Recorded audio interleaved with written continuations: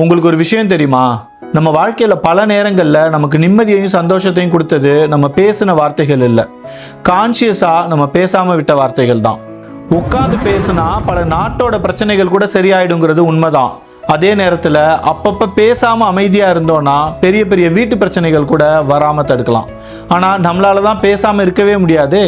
இன்னைக்கு சோல்ஃபுல் சண்டேக்காக உங்கள் கூட பேசிகிட்டு இருக்கிறது ஹரிமணிகண்டன். என் ஃப்ரெண்டு ஒருத்தர் ரொம்ப நல்ல மனுஷன். அவருக்கு ஒரு பழக்கம் இருக்குது. அவர் கோவத்தில் இருக்கும்போது எந்த ஒரு விஷயத்தையும் செய்ய மாட்டார், யார் கூடயும் பேசவும் மாட்டார். அவர் கோவத்துக்கு காரணமானவங்க கிட்ட கூட பேச மாட்டார். எப்பவுமே அவர் பேக்ல ஒரு நோட் பேட் வச்சிருப்பாரு. தன்னை கோவப்படுத்துற மாதிரி யார் நடந்துக்கிட்டாலும் அந்த நோட் பேடை எடுத்து அந்த சம்பவத்தை பத்தி அதுல எழுதுவாரு. ஒரு 30 நிமிஷம் கழிச்சு அதை மறுபடியும் படிச்சு பார்ப்பாரு. ஆச்சரியம் என்னன்னா, கோவத்துல இருக்கும்போது அவர் பேசணும்னு நினைச்ச வார்த்தைகள், அனுப்பணும்னு நினைச்ச இமெயில்ஸ், இது எல்லாத்தையும் அவாய்ட் பண்ணிடுவாரு. பிளஸ் அந்த விஷயத்தை ரொம்ப மெச்சூர்டா ஹேண்டில் பண்ணுவாரு. இந்த இடத்துல அந்த சில நிமிட அமைதி தான் அவருக்கு ஒரு நல்ல டீச்சரா இருந்திருக்கு. அமைதினா பேசாம இருக்கிறது மட்டும் இல்ல, உங்க உணர்ச்சிகளை முடிவெடுக்க விடாம தடுத்து உங்க அறிவு முடிவெடுக்கிற வரைக்கும் காத்துட்டு இருக்கிறது. உங்க மனசுல ஸ்ட்ராங்கா ஒரு விஷயத்த பதிவு பண்ணிக்கோங்க.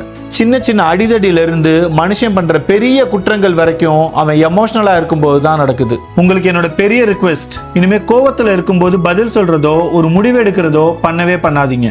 ஒரு 10 நிமிஷம் அந்த பிரச்சனையை பத்திய தாட்ஸை தள்ளி போடுங்க. அமைதியா ஒரு இடத்துல உட்காருங்க. அதுக்கப்புறம் நீங்க எடுக்கக்கூடிய முடிவு உங்க வாழ்க்கையவே கூட மாத்தலாம். இன்னொரு முக்கியமான விஷயம், ஒரு நிமிட அமைதிக்கு பல வருட பகையை கூட தடுக்கிற சக்தி இருக்கு.